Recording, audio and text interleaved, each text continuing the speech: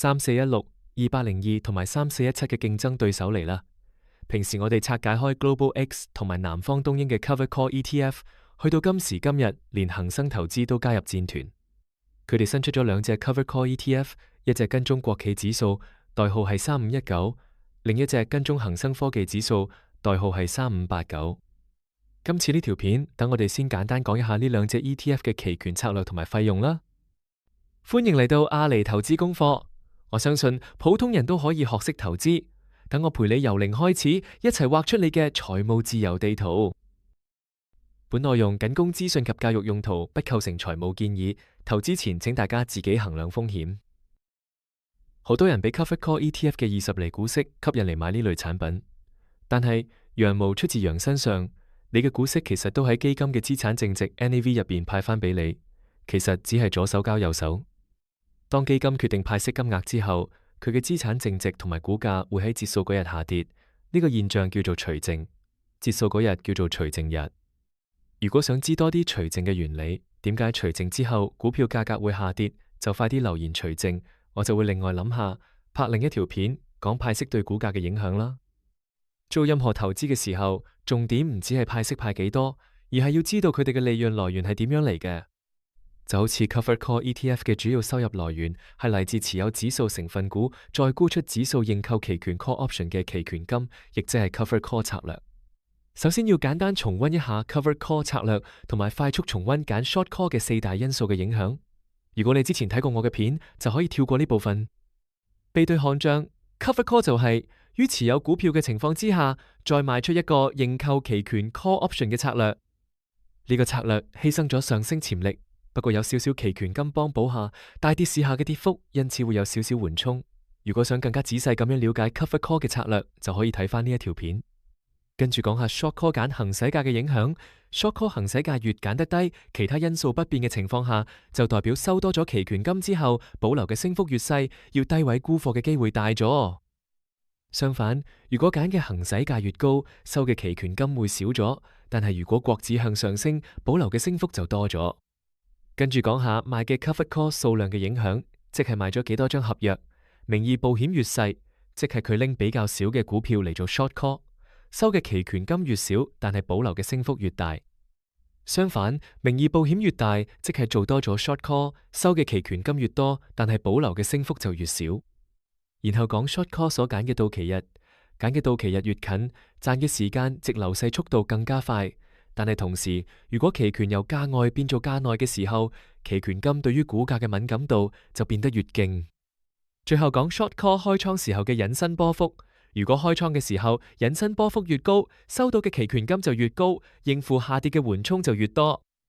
概括咁講，當引伸波幅高嘅時候，比較適合賣出期權。Covered Call 就係冇槓桿嘅 Short Put， 呢個係因為期權入邊最重要嘅原理 Put Call Parity。我已經特登整咗一條片講呢個原理，如果想了解多啲呢個原理，就可以睇呢條片噶啦。所以如果你想自己做 Covered Call ETF 風險回報相同嘅策略，你需要足夠接貨嘅錢，然後做 Short Put 就得啦。呢個又叫做 Cash Secured Put， 係新手可以低槓桿去試嘅策略。至於呢一筆準備接貨嘅錢，仲可以擺喺富途現金保收息，同一嚿錢用嚟抵押 Short Put 收期權金。再加上現金保收息，直情係一雞兩味。跟住等我哋睇下呢兩隻 ETF 嘅組成。3519係追蹤國企指數嘅 Covered Call ETF， 而3589就係追蹤恒生科技指數嘅 Covered Call ETF。呢兩隻 Covered Call ETF 嘅基金經理會首先持有佢哋所追蹤嘅指數成分股，然後再賣出期權。佢哋嘅基金經理會主動去揀期權嘅行使價同埋到期日。喺恒生投資嘅產品資料入面，佢哋提到基金經理會選擇等價期權或者價外期權，然後又表示佢哋希望做到每個月派息。呢一點第一眼睇落同3416、2802係一樣嘅，希望佢哋嘅期權策略對比現有嘅3416同埋2802會有啲分別啦。2026年5月，究竟3519同埋3589點樣揀行使價呢？同埋佢哋做咗幾多張 Short Call 嘅合約呢？3519即係跟蹤國企指數嗰一隻賣緊嘅 call， 行使價係8800點，睇落似係開倉嗰陣國企指數當時嘅水平。而3589即係跟蹤恒生科技指數嗰一隻賣緊嘅 call 就係5000點，睇落似係開倉嗰陣恒生科技指數當時嘅水平。而兩隻 ETF 都揀咗5月尾到期，兩隻 ETF 賣咗嘅期權佔名義資產嘅99%至100%左右。基金經理揀嘅行使價就係收益封頂嘅位置。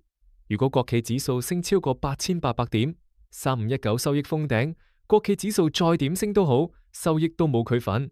同樣地，如果恒生科技指數升超過5000點，3589嘅收益就會封頂，無論科技指數點樣升，收益都冇佢份啊。第一眼睇落，佢哋嘅策略同現有嘅 Covered Call ETF 分別唔大，只係因為開倉時間唔同，令到3589對比3417嘅行使價唔同。由於今次呢條片篇幅有限，未有仔細咁拎呢兩隻恒生投資出嘅 ETF 去同 Global X 同埋南方東英嘅 Covered Call ETF 對比。如果你哋希望我去幫手對比下，就快啲留言你想我做對比嘅 Covered Call ETF 啦。到時我再另外拍一條片嚟對比一下。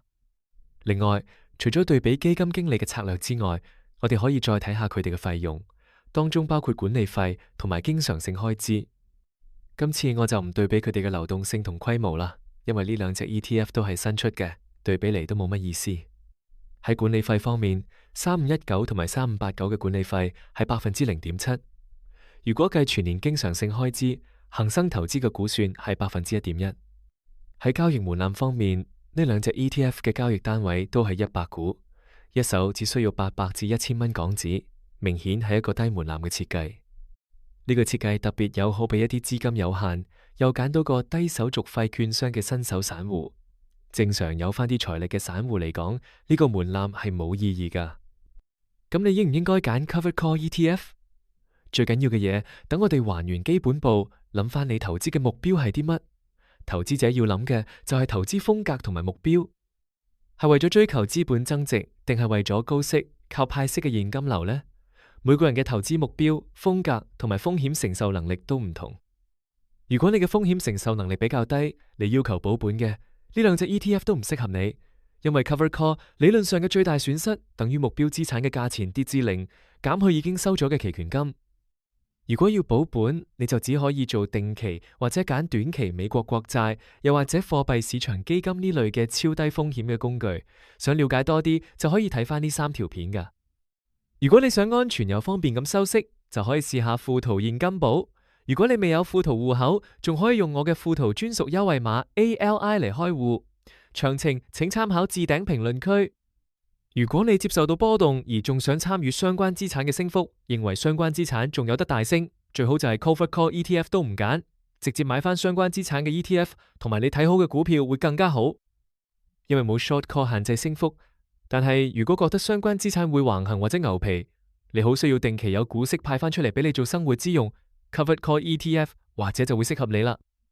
如果你覺得相關資產仲會跌，咁都唔好買呢隻資產嘅 Covered Call ETF， 因為 Covered Call 係睇輕微上升嘅策略嚟噶。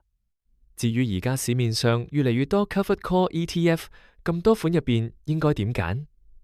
如果想我幫手做對比嘅，就快啲留言話俾我知你想我做對比嘅 Covered Call ETF， 咁我就會考慮分析一下噶啦。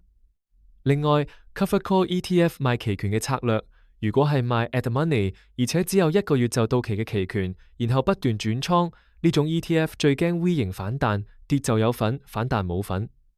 期權金唔夠彌補錯失嘅反彈，想重溫翻點解會咁，就可以睇翻2026年1月回顧呢一條片噶啦。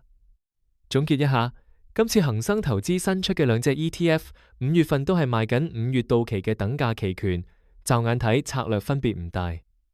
希望恒生投資能夠用唔同嘅行使價同埋到期日，幫投資者達到更好嘅回報啦。